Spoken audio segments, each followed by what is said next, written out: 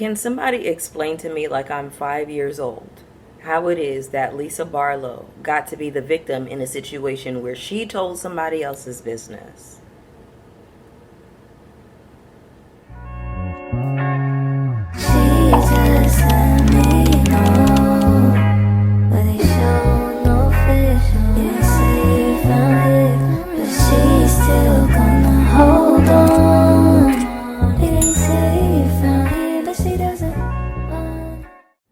What's up, everybody? It's your girl Bonnie Scotch. Thank you so much for tuning into my video today. I wanted to bring you a review for Real Housewives of Salt Lake City. This is the part 1 season 9 reunion. We're just warming up, okay? Part 1 is always just a warm up. We start to get into a little bit of this and that. Before we get into today's review, go ahead and hit the like button for me. When you hit the like button, not only is it a free way to support the channel, but it also lets YouTube know that I am here and that you all are rocking with my commentary, so YouTube starts to shoot my content out to other viewers just like you. All right, let's just go ahead and get right into it, okay? So we start off this episode with the Alibaba rumors. I honestly don't care about it. There was a lot of fluff and there was a lot of chatter in this episode that I don't really feel like I need to talk about. You guys who are familiar with my channel, you all know my reviewing style. You know that I don't do recaps, I do reviews. So I talk about the things that stood out to me most in the episode, okay? So, by the way, I am in theme. I don't know what the theme was. Was it Valentine's Day? Because I saw some red and some purple and some pink up there. So I'm a little bit confused as to what the theme was for this reunion. But in any case, I don't really care about this Alibaba rumor. Whitney did clear it up. She said it was a stock photo that she was using as a placeholder. Fine, whatever. I believe her. I did laugh, though, whenever they played the clip back of Lisa saying, you know, I'm going to go the distance on this one. I don't know why that was funny, but it was funny. We get into this conversation about Heather carrying the conversation that she had with Angie about not letting Electra play video games all night like how Lisa does with her son. And then we got Heather with her thick ass pork tongue sitting up there talking about, oh, I've seen a shift in her loyalty to Lisa. It's like, Heather, shut up, girl, because we could say the same thing about you. We've seen a shift in your loyalty to Angie. Why does everybody owe Lisa the most loyalty? How come you don't owe Angie no loyalty? What are you talking about?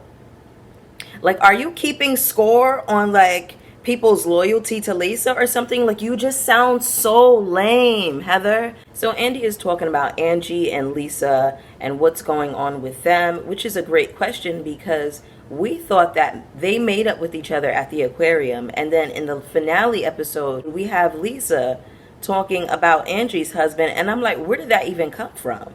It's like y'all have some secret hate, some secret venom toward Angie that I don't understand. I'm trying to understand, like, why it is that Angie is everybody's punching bag. Then we get into this tweet that Angie fired off. I think it was about Lisa and Meredith. I can't remember exactly. I wish I took a screenshot. But in any case, Meredith fired back at Angie and she was like, I liked you better when you were a backup dancer in Jen's WAP video. And let me tell you something. The fact that Meredith kept saying, you were a backup dancer in Jen's WAP video. I saw you in Jen's WAP video. Like, I don't know why her saying WAP video over and over and over again was just so funny. But it was just the fact that they kept saying it and something about, like, repeatedly referencing WAP is just funny. It's funny to me. I don't know, it's camp. I love moments like this where it's just like unexpectedly funny, and we get moments like that on Housewives, which I think is a part of the reason that we keep coming back, because I think it's so unintentionally funny and ridiculous. Anyway, that legitimately was cracking me up. So then we get into this conversation about Bronwyn being the one to reveal to Angie that Angie's G-Wagon apparently was repossessed, and Andy is like, speaking of money, Bronwyn, you had brought one of the most expensive pieces of jewelry to Housewives. Then we have Bronwyn kind of explaining how she got a smaller version of the necklace and some earrings, which made me go, oh, okay. Whatever that means. Because my thing is, why did you go through the trouble of bringing a jeweler here? Like, you did it to flex. You did it to flex. You did it to stun. And then we have Lisa calling her out. She's like, well, Emma got in contact with me. Emma's the jeweler. And she said that you didn't buy any of that stuff. You were supposed to send a wire. You didn't send the wire. You returned all the jewelry. And Bronwyn is taken aback. She's gagged. It was a gag. I ain't gonna hold you. She gagged her. I was like, damn, Bronwyn. For me, if you're gonna stunt, really stunt. It would have been cuter if she actually copped some pieces or whatever. Like, at least you bought something. But this girl going back to tell Lisa, oh, she didn't buy anything. Yes, it was messy, but it's like, that's the nature of the show that y'all are on. Like, you, to some degree, I think you have to expect it, right? Was the jeweler out of order? Absolutely. Absolutely, because what you did in this scenario is you have cut off so much business for yourself, because we have Mary upset about it, we have Whitney upset about it, we have Angie like, why would she do that? Then you got Heather on the other couch squinting, looking at Lisa like this. I mean, looking at Bronwyn like this, waiting for Bronwyn to mess up. It's like she is hanging on to Bronwyn's every word, waiting for an opportunity, waiting for a moment for Bronwyn to mess up her story. So you can tell that Lisa discussed this with Heather previously. When this was brought up, we have Heather leaning in and squinting. It's like, Heather, you were so pressed, girl. So Bronwyn is asking Lisa, why would Emma tell you this? That is very unprofessional, and I do agree with Bronwyn. So then we get into Bronwyn's package. Here is a listener question. Do you feel like Lisa turned on you after bringing you onto the show? I don't feel like Lisa and Bronwyn were all really friends like that. I think Bronwyn was really putting 20 on 10. Lisa, to her, it was more like a social kind of friendship, you know what I'm saying? Like, we go out for drinks every once in a while, but it's not like, you know, I'm really telling you my business or my deepest, darkest secrets, my dreams, my desires, my ambitions, or anything like that. I just give a shout out to Whitney, because I really did appreciate her in this moment for calling out Bronwyn. No, you were going on about how nobody supported you this season, and I was taking up for you at every turn. And I love that she said that, because it's like, here's the thing, Bronwyn, you were actually pressed about Lisa's friendship. You were pressed that Lisa wasn't taking up for you. You were pressed that Lisa wasn't going out of her way to defend you and do all of these things that you felt were owed to you. But you had Angie and you had Whitney in your corner, and you rolled their asses under the bus for Lisa at the first chance that you got. Where was your loyalty to them? I am so glad that Whitney called her out for that, because it was so bogus, girl. It's like, why is it that you all pledge your allegiance to Lisa? Like, y'all are all so pressed for Lisa, and I gotta be honest with you, I don't see the it girl factor on Lisa Barlow.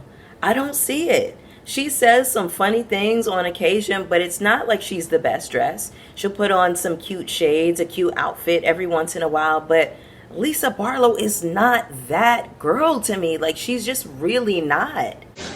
Bitch, like you that girl. You not fab like that to be doing all of that. Learn your place, earn your spot. And then Bronwyn is like, I see now watching back that I could have prioritized other relationships over Lisa. Yeah, you were running behind Lisa, kissing her ass and looking crazy. And all she did was shit on you the whole season. So I'm glad that you finally see that. I hope that you do. I hope that you truly do, Bronwyn, because you was looking crazy out here. So then we get into this listener question. Heather, it seems like your newfound weight loss is giving you mean girl energy. I said clock her, gag her, because remember in the finale episode when I was talking about how Heather is conflating confidence with being bitchy. And it's like one has nothing to do with the other. She's like, oh, well, I'm sorry that you guys, are interpreting me as bitchy because I'm confident now. No, they're interpreting you as bitchy because you're a bitch. And because this is how you've always wanted to act. When you feel like you've attained the beauty that everybody else around you had. When you lost the weight. Heather says that she's happier, but it has nothing to do with the fact that she lost weight. Because the way you acted towards Bronwyn was completely unwarranted and uncalled for. And I can tell Heather, in the way that you treated Bronwyn, that you wanted to make Bronwyn feel the way other people had made you feel. And we get into this conversation about Bronwyn showing this picture of Gwen's parents to Lisa, and what I got from this was that Lisa is still kind of taking up for Gwen's side of the family. She's like, well, it's hard for both sides, girl. They were the ones who claimed that they heard that she had a miscarriage. Girl, you know how the ain't shit daddy side of the family be making up shit, taking up for the dad, enabling the ain't shit daddy bitch ass deadbeat kind of ways and making up excuses. Oh, we heard she had a miscarriage. No, you making up excuses as to why you weren't in that child's life. They are deadbeat grandparents, and you're still taking up for them. Like, I don't understand Lisa's logic in this, but it's like, whatever. You're not going to get through to Lisa. I think if Lisa has it in her head that you're her enemy, or if you've gone against her, or if you've done something that she doesn't like, she's never going to be accountable for something that she potentially did to you. So Lisa keeps getting defensive. She's crying. She's acting as though she's the person who was truly hurt here, when Bronwyn is simply saying, I wish you didn't repeat that on the after show about this idea of me having a miscarriage. So they're saying that, oh, she wasn't the first one to mention it, but yeah, you kept driving a wedge into your friendship with her, because it seems as though you're reinforcing what they're saying. She's ridiculous. So the ladies break for lunch and they come back with the husbands. So we replayed the Todd and Bronwyn introduction package and kind of how rough Todd would speak to Bronwyn at every turn. And then we have Bronwyn kind of apologizing and holding Todd's hand and saying, you know, the way I spoke to you, blah, blah, blah. You didn't speak to him any kind of way. Here's what you did. You spoke about your marriage in a certain kind of way, which set off the alarms for the audience and the rest of your castmates, which let us know that your marriage is not all that fab. It was really a cry for help, which of course did not go over well. So we're seeing that you're having to kind of make up for that. I just hate this so much, because it's like, Bronwyn, you really did nothing wrong. But did y'all catch Todd shading Heather? He said, I just think it's interesting that there are all of these assertions that people had about my marriage when they didn't even know my name. And then you got Heather on the other side of the couch, like, oh, she's rolling her eyes. It's like, girl, he's right though. Why are you acting like you don't know this man's name, but you got all of these opinions about their marriage? I'm glad he got your ass back for that, Heather. But Todd, this was where you lost me though, because he was saying, I think a lot of people are envious of our relationship. So you were on the hater list, and oh, hating on this?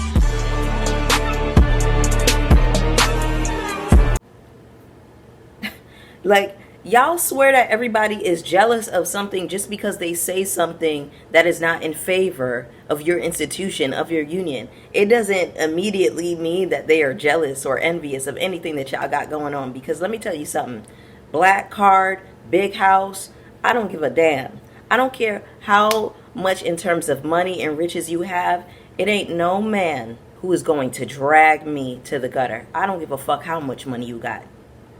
I would rather scrape and scrounge. I would rather be alone, scraping and scrounging, than with some man with an Amex treating me any kind of way, talking to me crazy, eroding my self-confidence, chipping away at my self-esteem every day.